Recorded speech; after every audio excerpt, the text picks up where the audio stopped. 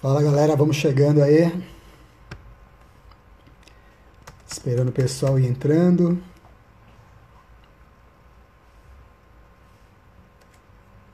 Daqui a pouco estaremos aí com Salatiel de Camarão, grande mestre da cultura do forró de raiz. Vai chegando, galera. Estamos aqui em São Paulo, capital. Tá friozinho aqui.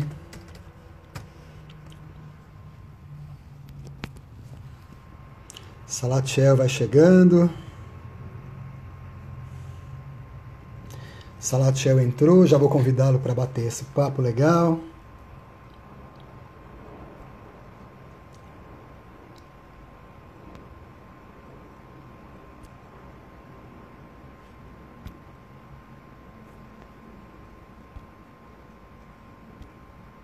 Chamando Salatiel.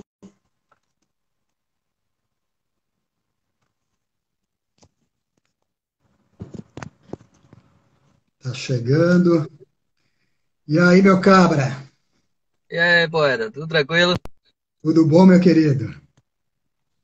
Tá no carro, é? Como é que tá a internet aí? Tá boa?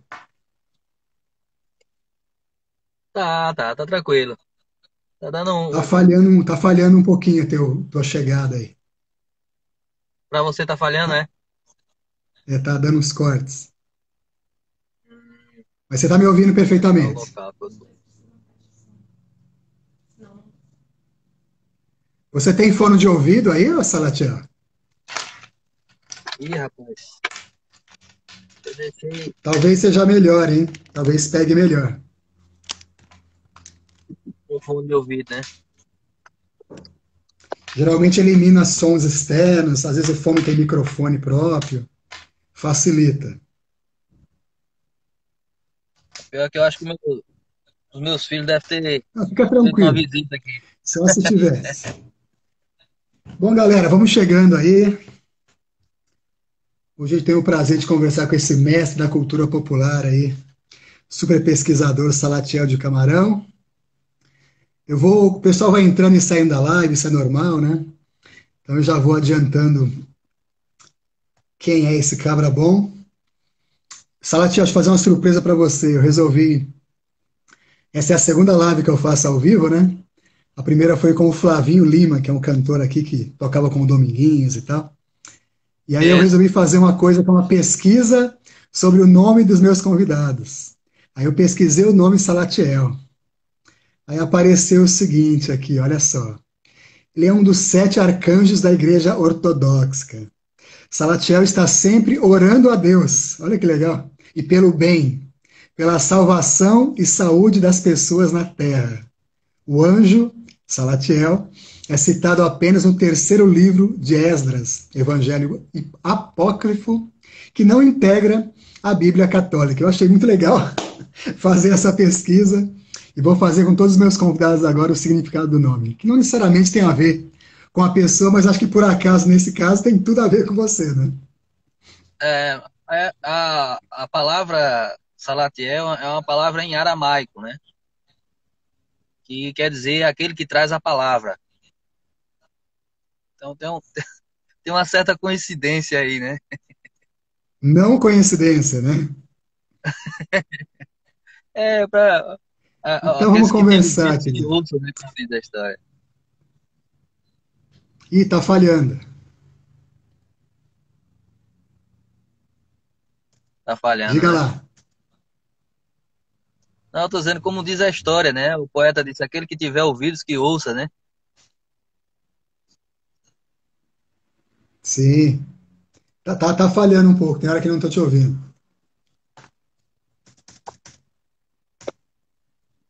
Deixa eu sair Eu aqui acho que é a conexão aí, hein? se fica melhor a transmissão. A conexão tá falhando um pouco aí.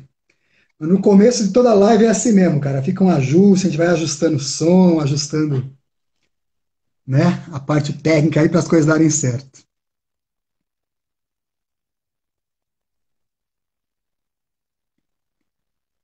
Vai ajustando aí. Aqui tá parada a tua imagem agora, eu não tô vendo. Não tá vendo? Tá? Agora tá movimentando, mas está um pouco falhando. Vai dizendo, meu querido. Conte um pouco de história para nós, que é a tua especialidade, que você é um contador de história maravilhoso. Rapaz, é o Como seguinte, é que é, Salatiel? Então, pessoal que não te conhece, né? Como é que foi lá atrás a tua vivência aí com os grandes mestres, quando você cresceu com toda essa cultura? Como é que foi depois para transformar isso em um conhecimento teórico? Como é que está a tua vida agora? Vamos falar então de passado, presente e depois de futuro. Diga lá, a palavra é sua. assim, no meu ponto de vista e através do meu próprio depoimento como cidadão, eu vejo a cultura como uma oportunidade, né, uma janela para a inclusão social, para a acessibilidade através dos segmentos das artes. E a minha história ela tem muito a ver com esse conceito, né, com essa interpretação. Meu pai, um sanfoneiro chamado Reginaldo, que foi apelidado o Camarão na década de 60 por um cantor de coco, né, por um coqueiro chamado Jacinto Silva, num programa de Grande Jaci auditório. Silva. Isso. Eles participavam de um programa de auditório na Difusora de Caruaru, que era uma espécie de extensão da Rádio Jornal, né? Então, cada município estratégico, ele tinha uma difusora, que hoje seria por exemplo, hoje não tem aquelas televisões que representam as grandes televisões, né? Por exemplo, a Globo não tem uma representante no Maranhão, Sim, tem uma representante. Pronto. As as difusoras faziam esse retransmissoras, papel. né? É. Então, antigamente, eram os programas de calouros, né? Então, assim, os artistas eram conhecidos nesse período. Então, quando um artista era lançado pela gravadora, as pessoas daquela região iam conhecer a fisionomia daquele artista quando ele ia se apresentar nos programas de auditório, que era ao vivo, né? O meu pai, ele começou na década de 50, ele chega a Caruaru, ele é de um município um pouco distante de Caruaru, e ele chega em Caruaru, compra um instrumento, né? Meu pai tocava o acordeão chamado acordeão diatônico, que é conhecido como sanfona de oito baixo, ou pé de bode, Bad né? Bod. Esse instrumento, ele chega aqui através de ciganos, né, de judeus, num ofício chamado caixeiro viajante. Ou seja, era um comerciante que pegava espelho, vestido, joias, e eles botavam nas bolsas e iam muitas vezes a cavalo ou em determinados lugares iam a pé, vender nos sítios. Hum. E um desses caixeiros viajantes, por exemplo, ele leva um acordeão diatônico para se distrair, né, nos seus intervalos. Quem vai aprender a tocar esse instrumento com ele e vai comprar um instrumento a ele é o pai de Luiz Gonzaga, né, seu Januário. Seu Isso está na Januário. referência. Existe até um depoimento no livro O Rei do Baião, que depois eu posso até, se você fizer um pôster falando dessa live que nós estamos fazendo, eu posso botar as referências bibliográficas, discográficas, Sim. né, e também de vídeos, né, que as pessoas que tenham curiosidade possam acessar e conhecer um pouco sobre a história E depois eu dos. vou colocar as tuas páginas, as tuas coisas sociais para o pessoal saber de toda a tua história aí, tudo Uhum. que você já escreveu. Bom, meu pai começa a morar em Caruaru, ele entra no lugar de um músico chamado Hermeto Pascoal, porque na Rádio Jornal tem outro músico chamado Sivuca, que vai para o Rio de Janeiro, né, a convite não só da Carmélia Alves, que era considerada a rainha do Baião, mas também por Luiz Gonzaga. Surge a oportunidade dele ir para o Sudeste, e aí é chamado Hermeto Pascoal para vir para a Rádio Jornal do Recife, e aí surge uma vaga em Caruaru, e é justamente o meu pai que vai fazer o teste e vai ficar, né, em Caruaru. E aí ele vai conhecer o grande ídolo dele, né? Isso em que ano? Isso, ele entra na rádio em 1952. 52. É. Então ele era conhecido ainda como Reginaldo Alves.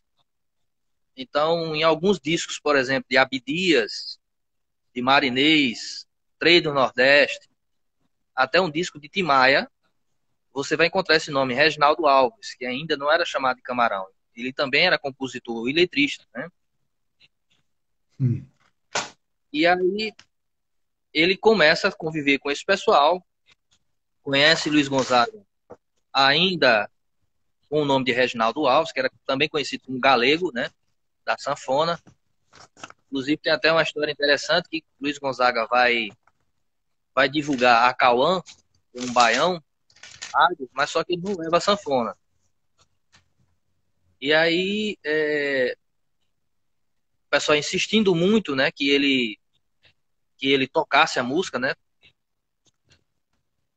O locutor disse: "Mas tem a sanfona aí de Galego, a sanfona de Galega aí para cantar essa música".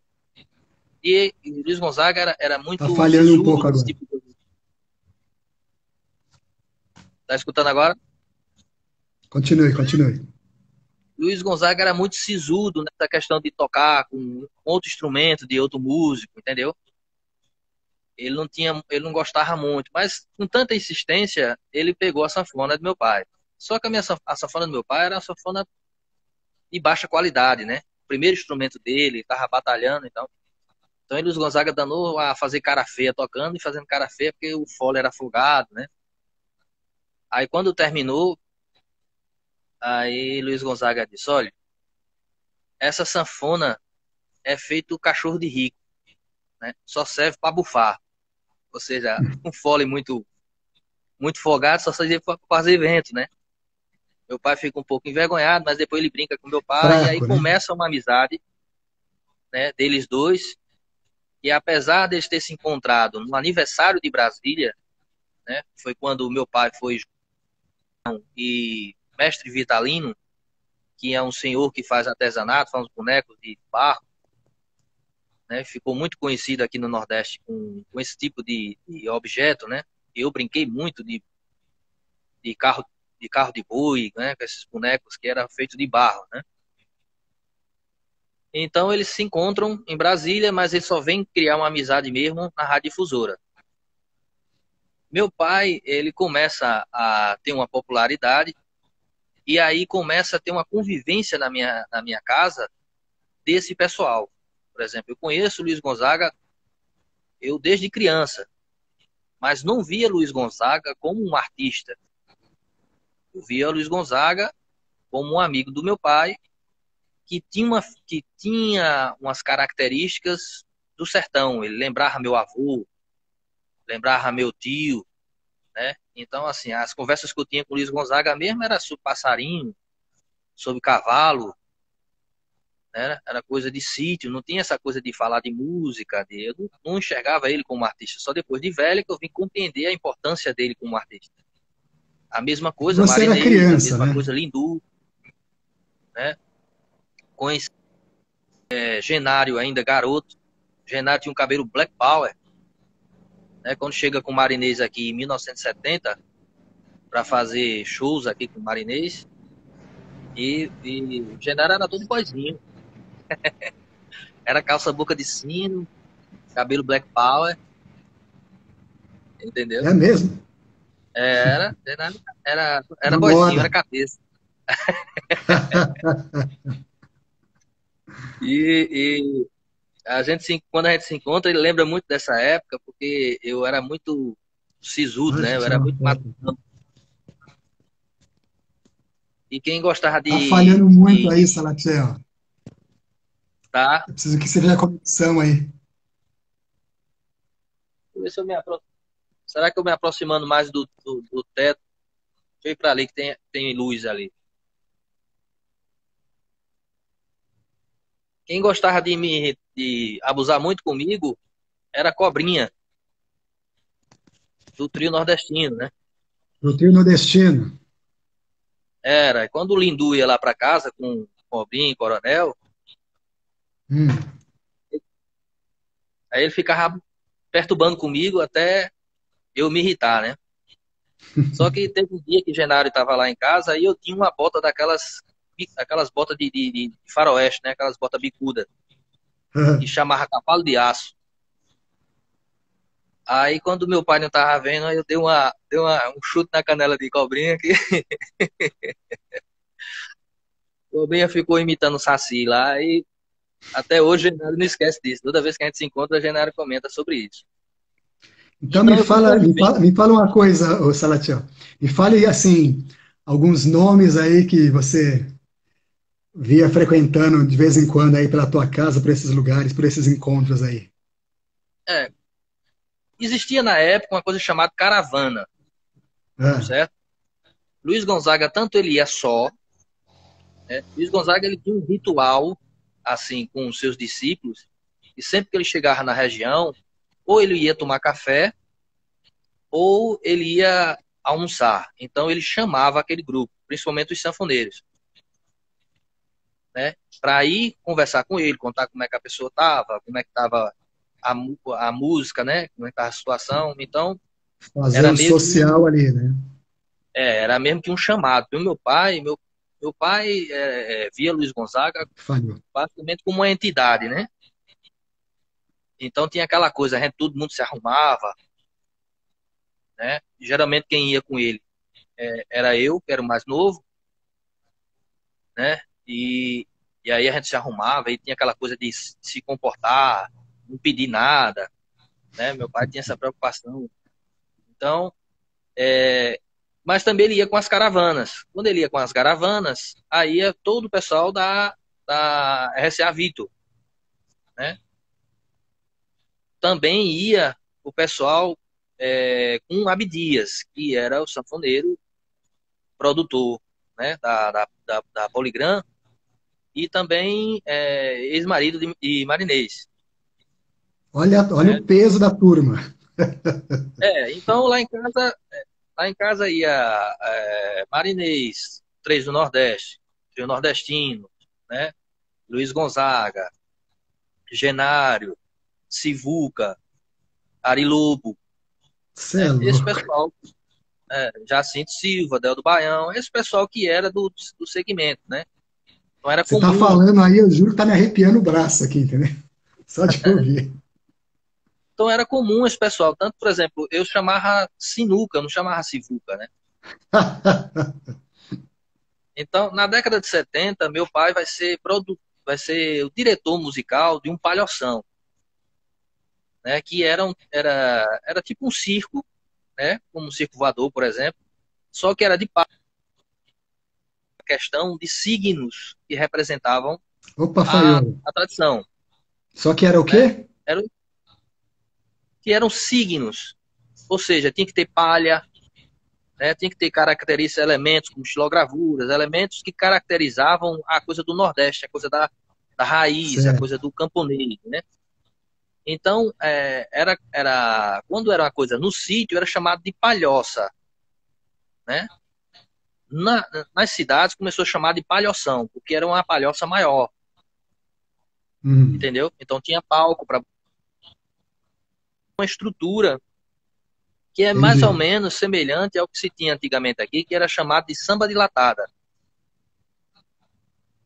Samba dilatada era uma forma de festa, certo? Então, por exemplo, quando eu dizia para Samba você, Evandro, vamos dilatada. lá para o samba dilatada.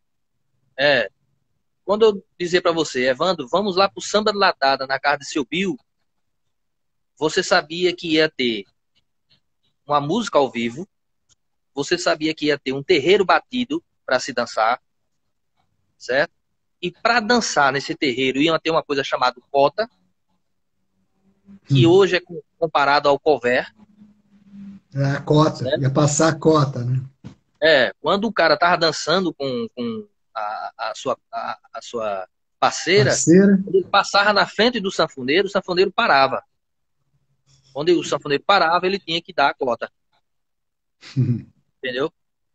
E tinha uma Sim. coisa chamada bodega, que era o local Ah, onde tinha as bebidas, que geralmente eram refrigerantes, como a Coca-Cola, a Fratelli, só que não tinha gelo, né? Então era bebidas quentes.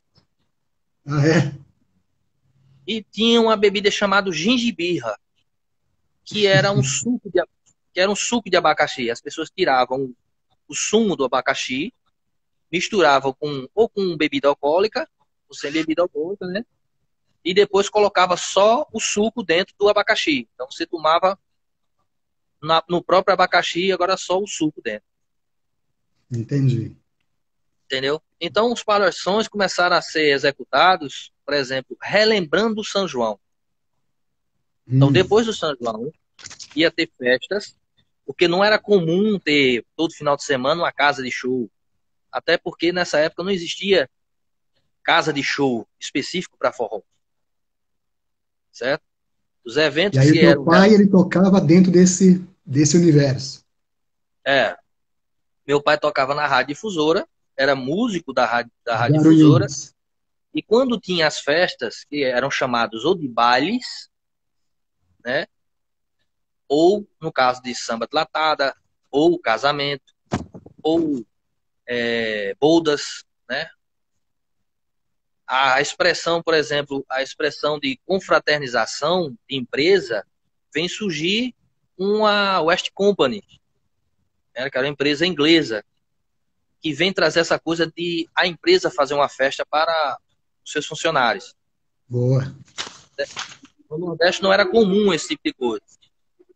Por isso que a palavra, por exemplo, a palavra forró, que hoje se entende como uma coisa que é unificada, né? Nessa época não era. A palavra forró ela só vai ser divulgada como se fosse uma referência das macro-regiões a partir da década de 50. A palavra forró ela só era usada no sertão da Bahia e algumas regiões da Paraíba, certo? Não era Interessante comum, isso. não era comum você chegar em qualquer região do Nordeste e dizer onde é que tem um forró aqui. Muitos não sabiam nem o que era isso. Então, Porque deixa eu aproveitar esse gancho. A Iris, a minha parceira, ela fez algumas perguntas, ela fez umas pesquisas boas sobre a tua obra aí, né? E ela escreveu algumas perguntas legais para te fazer. Eu gostei muito das perguntas, eu deixei anotadinho aqui na letra dela. E aí, sem querer, tá nesse tema que você está falando agora. Uma das perguntas é a seguinte: ela fala aqui que numa das palestras que ela viu, você falando aí, né? Você diz que existem indícios da palavra forró, né? No século XVIII, no Pará e no sul do país, e no norte, misturado ao lundu. No sul, na cultura gaúcha tal. Então, como é que é isso? O forró, a gente tem essa noção que o forró é do Nordeste, absolutamente do Nordeste. Na verdade, já existiam outras é, manifestações. na realidade, histórias, né? Não história, Falhou, peraí. certo? Existem histórias, ou seja, existem correntes de Aham, pensamentos sobre a origem dessa palavra, sim. certo? Uma das correntes, ela vem de um conceito de que essa empresa chamada West Company, que é uma empresa inglesa que vai vir fazer a ferrovia no Brasil, ela vai fazer uma confraternização para os funcionários e vai chamar de Tá falhando. for all, que significava para todos. Então, Tá travando, seria uma Salatiel. corruptela dessa expressão, dessa frase, né? Essa é uma história que alguns defendem como conceito de verdade, certo? A outra corrente é que essa palavra vem de origem de uma palavra chamada forró-bodó, certo? Que é uma Sim. expressão que pesquisadores como Luiz Câmara Cascudo vai dizer que é de um dialeto dos grupos malês, são grupos africanos, certo? No meu ponto de vista, há controvérsia sobre essa interpretação.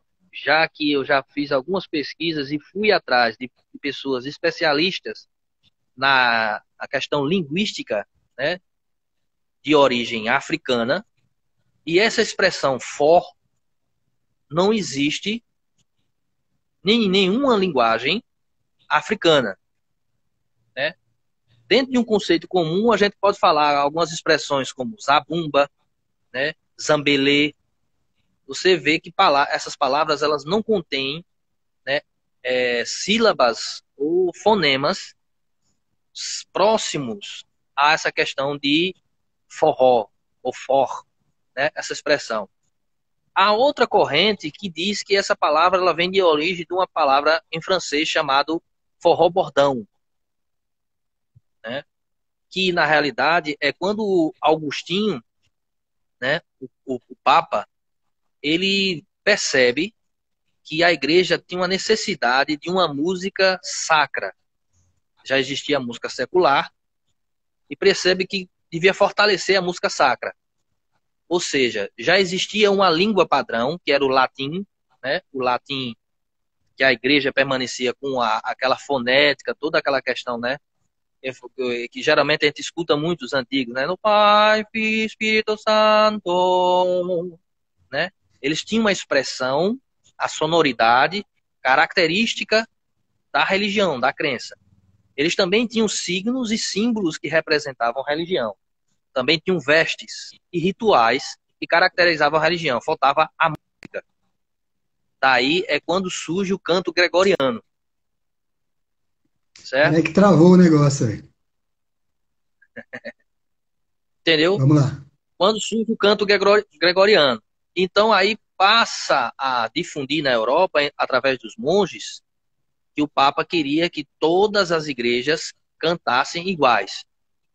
Toda igreja que fosse católica, apostólica romana, deveria cantar no mesmo formato.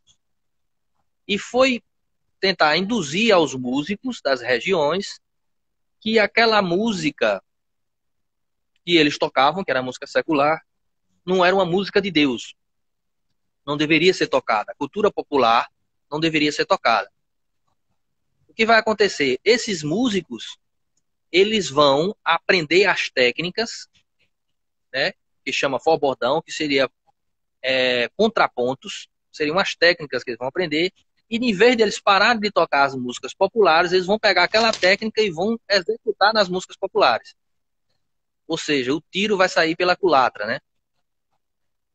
E através de uma forma de repúdio do Papa em relação a isso, ele vai dizer que o forbordão, né, seria uma música de baixo escalão, uma música do demônio, né?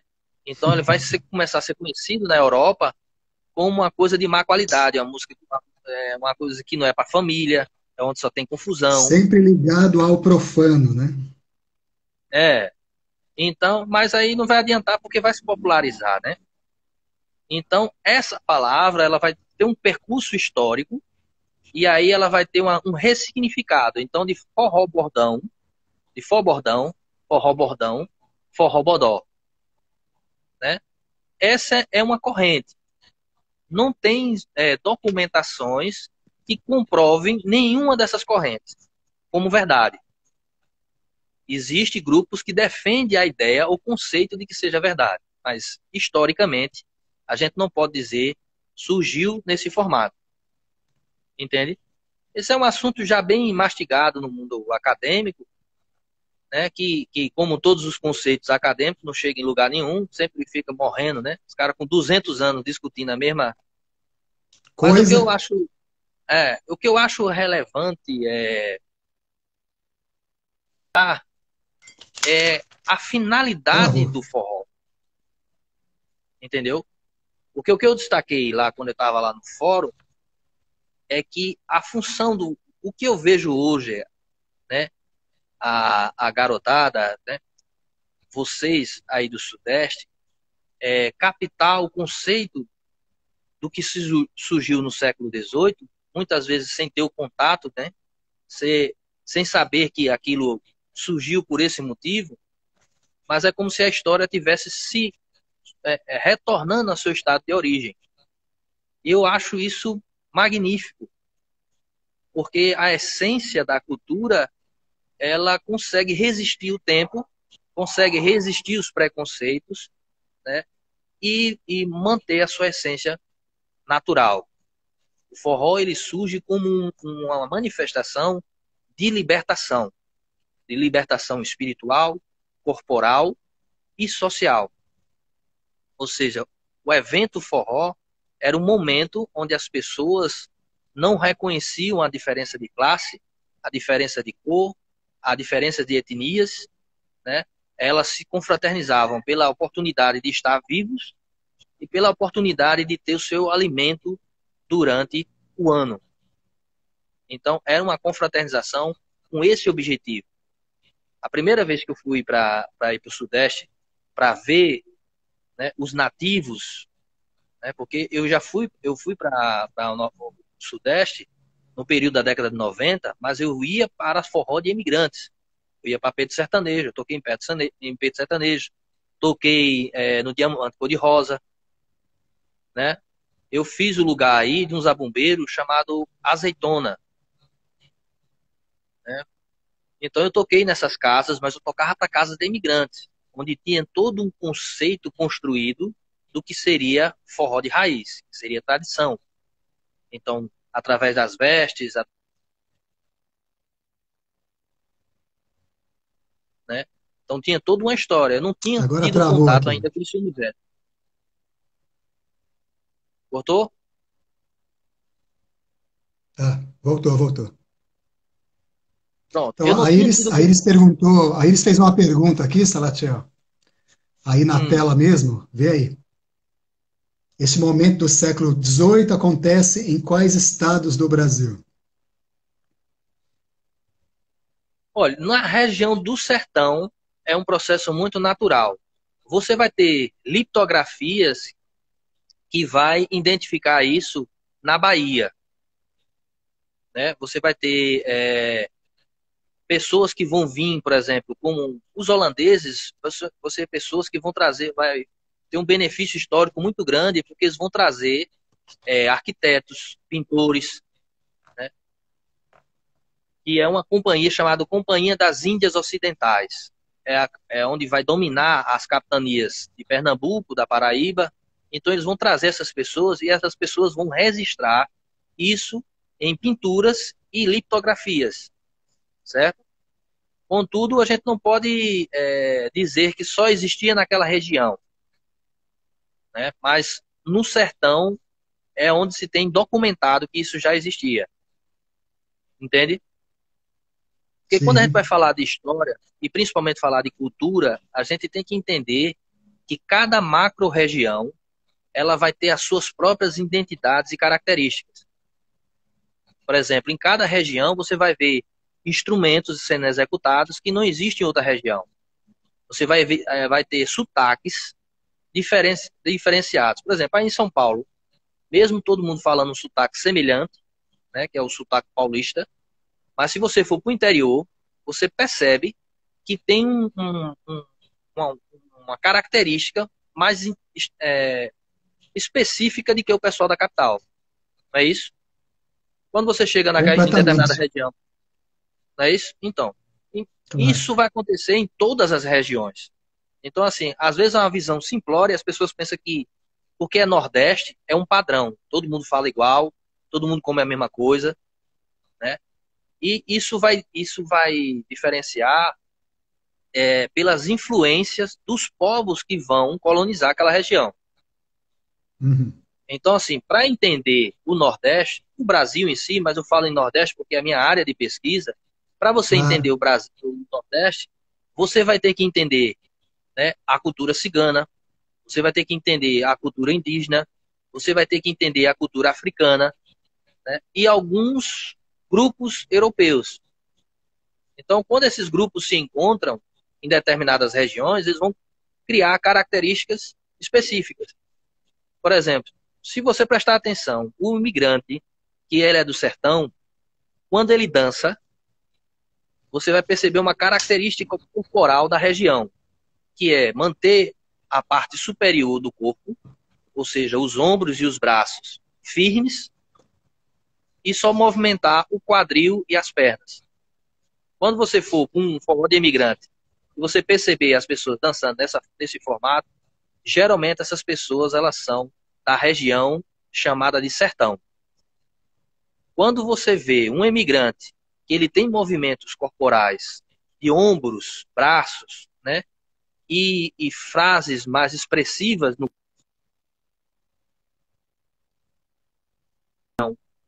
agreste para o litoral, que aí vai ter a influência É cultural que de cada travou aí. região, ela também afeta a expressão corporal de cada povo. Lembrando que a dança, ela é uma linguagem, né? Pronto, Chegou aí? chegou. Pronto. Calma. Tem, Deixa eu aproveitar esse contexto que a gente está falando então da dança eu falo e demais, fazer né? uma outra pergunta que a Alice fez aqui que eu acho que é interessante. Ela falou o seguinte, que lá no teu blog, você estava falando num certo momento da desvalorização da cultura popular pela sociedade em detrimento à cultura erudita, né? Então, Uhum. ah, que você transita entre essas duas esferas, né? Que você cresceu na cultura popular, com toda essa coisa das pessoas que tiveram à tua volta, teu pai, a tua cultura, e depois, adulto, você foi para dentro das universidades e foi estudar na teoria, a história, né, de como é que funcionava tudo isso, né? Então, como é que É, você acha que, eu quando crio. Prossiga. onde é que você acha que mescla tudo isso, né? Que a gente tem essa questão aí. Primeiro, então, são dois polos, né? Uma questão é do erudito e do popular, e outra questão é do sudeste e do nordeste. São dois blocos diferentes, mas que acho que eles têm a ver aí. E, desculpa, e aproveitando o contexto, acabou de acontecer aí essa questão da postagem do cidadão lá que falou do Acisão, que fez aquele comentário desnecessário e tal. Eu acho que isso aí tá somado aí. Como é que você vê tudo isso? Olha, são duas questões distintas, né? Primeiro, essa questão. Eu despertou essa questão da história, porque eu fui para o Conservatório Pernambucano de Música e o meu professor era um padre. Então, ele falava da teoria de uma forma sedutora, da história, né? Do porquê das coisas. Isso me despertou a procurar os significados das coisas, a origem, né? Por que essas coisas Hum. aconteciam.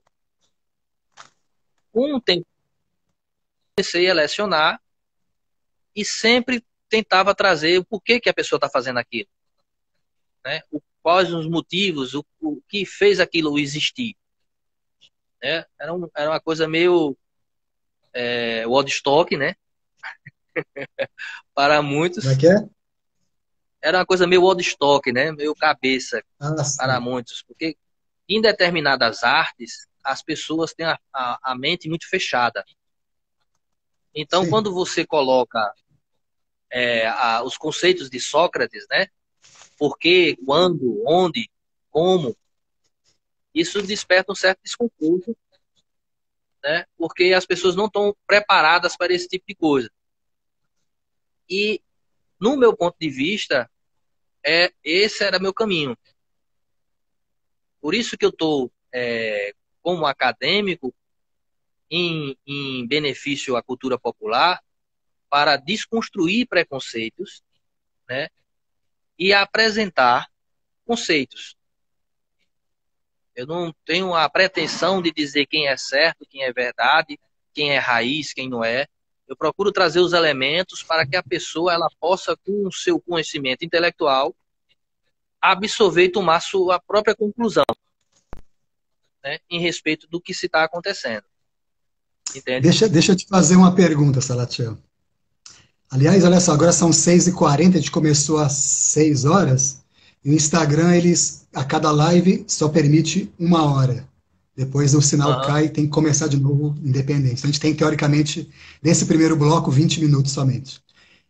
Eu queria te perguntar o seguinte: você vê aqui em São Paulo agora há pouco tempo para o Fórum do Forró Patrimônio, né? A gente se conheceu pessoalmente, eu acho que é ali, né? Tivemos a Foi. oportunidade de estar juntos lá na mesa, enfim. E eu não sei se você teve a oportunidade de conversar um pouco com as pessoas daqui e saber que houve esse, assim, da boca das pessoas, como é que é, né? Que houve esse circuito que foi chamado lá atrás de forró universitário, que começou um pouco aqui em São Paulo, que depois o Fala Mansa explodiu no Brasil inteiro, enfim, esse contexto que colocou o forró pé de serra, o forró raiz, a música, né? De novo nas grandes mídias por um período, por alguns anos, aí 10 anos mais ou menos. E aí essa molecada nova veio e fez uma nova roupagem da música e uma nova dança, e isso acabou levando o forró depois, consequentemente, para a Europa e para o resto do planeta aí. Como é que você vê isso em relação à cultura do forró do Nordeste? Porque eu costumo dizer que é uma outra matriz de movimento, é um outro lifestyle, é um outro estilo de vida, o forró aqui no Sudeste, e no Olha, Centro-Oeste e no Sul.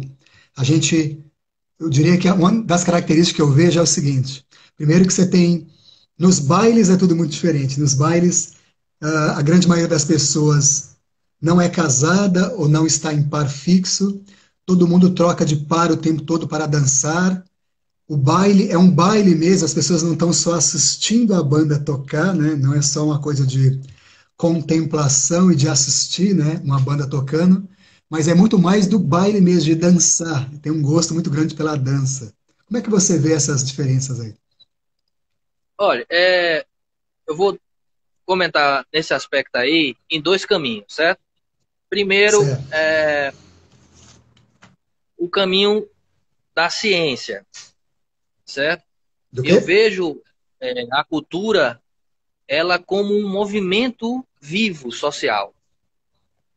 Logo, ela vai através, seja da região, ou seja da convivência social que ela vai se adaptar, ela vai mudar, ter outros rumos, ter outras características. Isso é natural de qualquer Claro. cultura, né? Eu não posso expressar, por exemplo, eu vou dar um exemplo para você. É, um pesquisador chamado Mauro de Andrade, certo? Em 1980, 1930, ele faz gravações, por exemplo, de terreiros, e depois de 20 anos, né, Peraí que grupos travou. pesquisadores, Mário de Andrade, o quê? Peraí. chegou, Parei no Mário de Andrade. pronto, ele vai fazer gravações no Nordeste em 1930, certo? Vai passar um período de 3 a 5 anos fazendo registros da cultura brasileira popular, certo? Hum. E grupos de terreiros, né, das crenças chamada candomblé, assim como grupos populares de cavalo marinho, né, de maracatu, esses grupos vão ser revisitados 20 anos depois e vai mostrar aquelas gravações, aquele grupo, e o grupo atual não vai reconhecer aquilo como se fosse autêntico. Você entende? Peraí que travou. Então, assim, o mesmo, Vamos lá. ele vai para os mesmos locais, só que por ser muitos anos passados, vai ter novas gerações, a mesma geração que foi gravada. Então, aquele grupo, Peraí. Tá falhando, Salatiel. Deixa eu perguntar para a galera. Para mim tá falhando muito aqui, galera. Todo mundo aí tá sentindo isso ou é só eu aqui? Será que é o meu sinal? Ou será que todo mundo tá sentindo travando? Continua aí, querido. Vamos lá. Vamos tentando aqui. tá parando, né, nega? Então, assim, esses mesmos grupos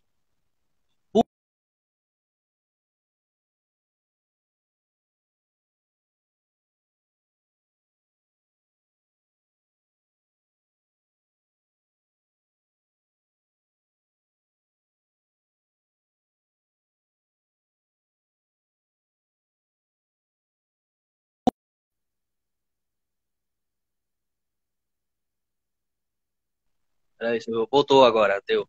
O teu Opa, foi que agora travou foi. agora para mim aqui. Entende? O pessoal está falando que está travando bastante, né? Está travando. Às vezes É, trava.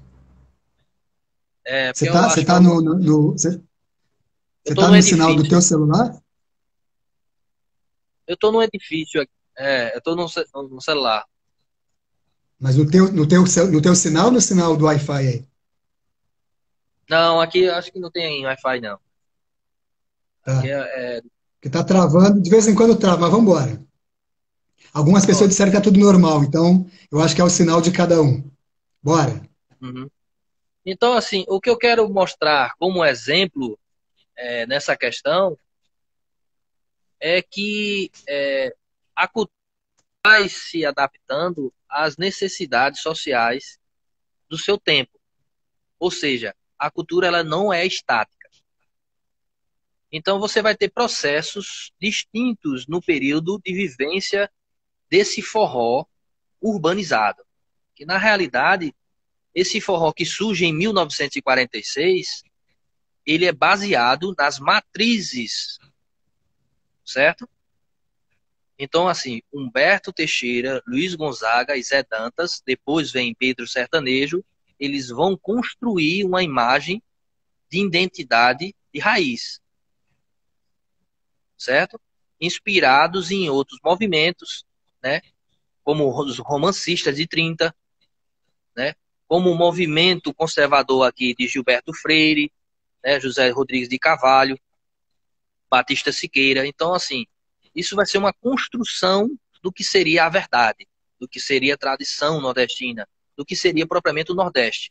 Tem um livro Hum, de um pesquisador chamado Duval Muniz, que o título, inclusive, é esse: A Invenção do Nordeste. Então, ele fala olha sobre isso. esse processo político, né, sociocultural, da onde essas pessoas vão criar essa imagem, né, onde elas vão se inspirar para criar essa identidade, né? Então, você tem um processo que ele vai amadurecendo aos poucos. A intenção de fazer, né, quando surge como propagador, né, e divulgador desse segmento que nós chamamos de forró de raiz, a primeira matriz vai ser a música. Então, o objetivo dela, qual é o objetivo dela? É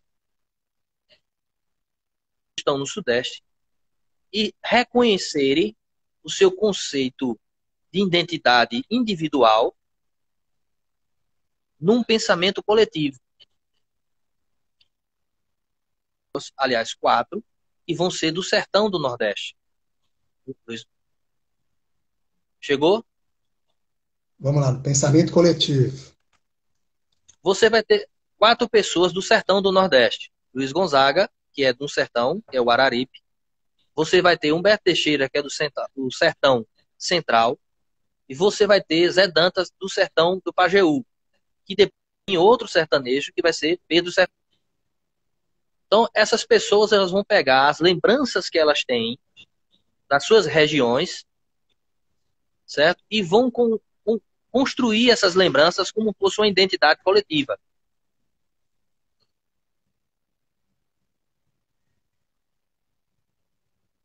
Era que tá falhando. É. Chegou? Tá no vai e vem. É. Desculpa te interromper, querida. A gente tem mais 10 minutinhos aí nesse primeiro bloco. E Uhum. eu queria, então, Pronto. Então, que a gente falasse um pouquinho dessa questão do forró enquanto patrimônio cultural, que começou uma luta por aí, pela Paraíba, por Pernambuco, já chegou em São Paulo, já passou por outros estados do Brasil aí, né? são 14 E tá estados uma que estão luta aí, envolvidos. tá uma luta para que o forró se torne primeiro patrimônio em nível municipal, em nível estadual e depois em nível federal, né? Como é que você vê isso? Isso.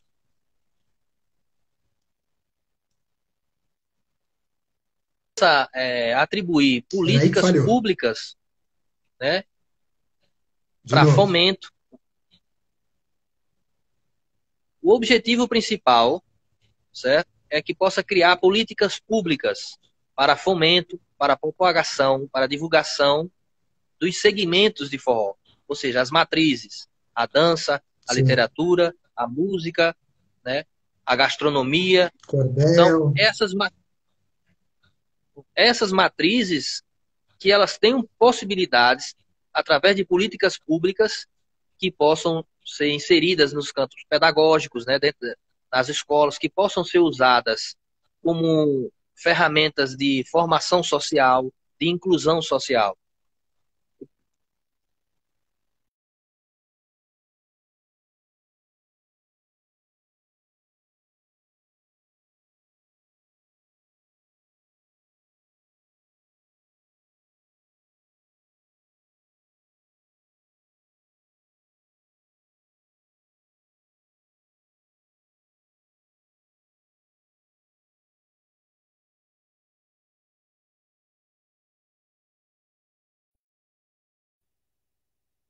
Deixa eu ir mais para cá para ver se chega. E agora chegou?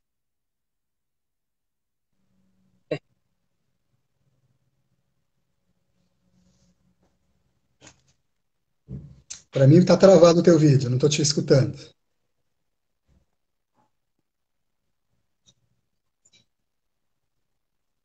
Cortou o teu. Desapareceu. Ah, é? Eu acho Ah, que as agora chegou. internets estão falhando aí. Eu acho que é muita gente em casa, né, usando. É, são os sinais de cada lugar, né?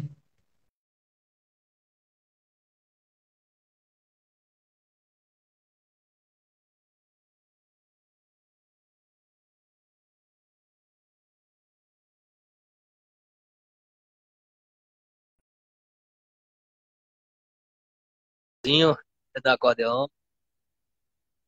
Entende?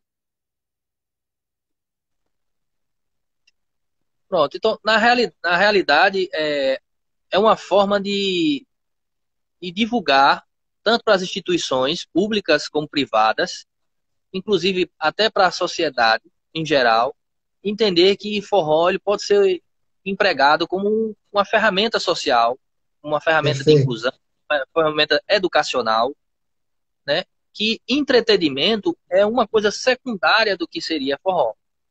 Então aí a gente volta para aquela pergunta que você falou, né? Quando se percebe as distâncias culturais da interpretação do que seria forró. O forró ele surge primeiro como uma identificação, né? As pessoas começam a entender que o forró seria uma identidade do sertanejo e depois passa para ser do Nordeste, né? Só que essa linguagem, por ser uma linguagem muito popular, ela vai ser ressignificada pelos camponeses de Minas Gerais, de São Paulo, do Rio de Janeiro, que eles vão entender que aquela linguagem também pode ser identificada como a sua região, por serem agricultores, por ser camponeses, aquela linguagem é muito semelhante, ou seja, de trabalhar com a terra. Geralmente ligado ao meio do campo, né? Ao meio agrícola, Exatamente. A inferiores, princípio, né?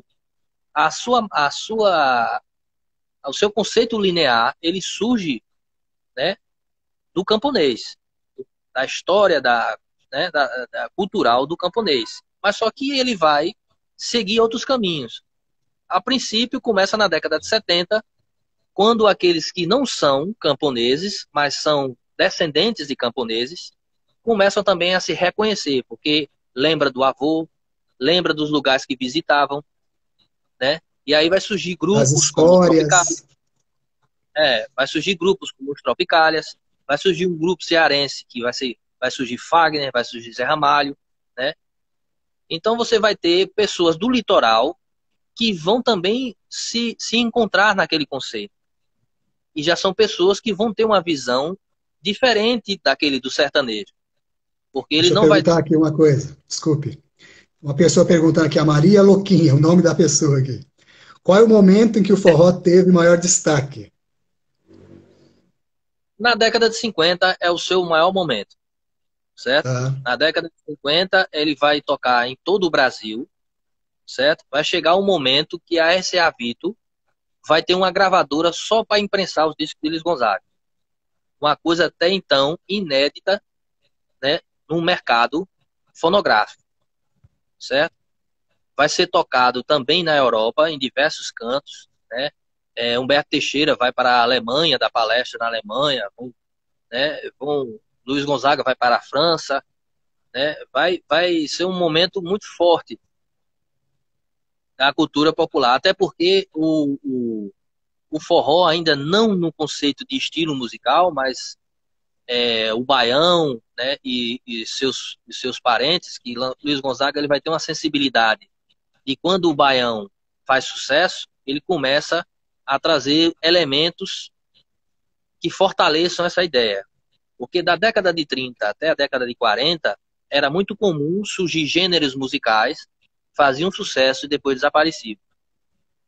Então a preocupação dele era que quanto mais gêneros tivesse, mais possibilidade tinha de que a música nordestina durasse. Deixa eu fazer um paralelo aproveitando aí, Salatiel, rapidinho, que é como eu vejo o forró, como é que ele fez sucesso na Europa e depois no resto do planeta agora nos últimos 15 anos mais ou menos, que eu vejo da mesma forma, que outras culturas brasileiras também foram há muitas décadas para fora do país, mas como foram somente na forma de entretenimento, ou seja, era um show num palco, as pessoas estavam sentadas vendo aquele show, e depois ela ia para a casa dela e continuava a vida dela. Isso era um cenário. De 15 anos para cá, você teve a coisa da dança, né? Além da música, professores de dança foram criando uma cultura, como fazer, pegar do zero e criar quase que uma religião, né? Você doutrinar. Dizer, olha, isso é o forró, dança assim, nesse modelo, e depois as pessoas apresentaram as bandas e os trios durante as aulas. Mas depois, pessoalmente, os trios começaram a ir para fora. E aí, quando iam, as pessoas ficavam loucas para ver esses trios. E não só para ver, mas para dançar. E isso criou uma interação muito forte entre essas pessoas, que não era mais só entretenimento, mas elas se sentiam um agente participativo e, portanto, um agente multiplicador. Eu vejo assim, né? Esse É, novo forró, né? é porque, na realidade, historicamente, vamos ter cada um no seu auge, né? A matriz música, ela vai ter seu auge na década de 50, que vai propagar a matriz dança. Contudo, pela uma questão cultural, você vai perceber que a música ela vai chegar nas pessoas através das rádios, através dos discos, mas a sua manifestação corporal, não. A sua Sim, manifestação corporal vai se manter dentro das etnias, ou seja, dentro dos rituais dos migrantes ou na sua região de origem. Então, perfeito. novos grupos, eles não vão ter o contato, né, com essa expressão chamada matriz, né, a Uhum. raiz. Né? Então, as pessoas vão ser seduzidas pelas músicas, né, e vão se manifestar com o seu corpo através das influências que ela conhece. Ou seja, passos e movimentos de outros gêneros musicais que eles vão entender que são satisfatórios ser expressados naquele momento. Aí por isso que eu digo a você, se a gente voltar lá para o século XVIII, quando a gente entender, por exemplo, grupos como os jeses, os malês, né, os carons, que são os ciganos, que eles entendem que a dança é uma linguagem, é um meio de comunicação e que a sua expressão corporal é construída como uma fala, né, assim como a linguagem escrita ou linguagem oral, então a pessoa vai fazer os movimentos contando a sua história ou a expressão do que está sentindo com a música. E isso é o que vai acontecer na década de 90. Apesar de não ter a convivência com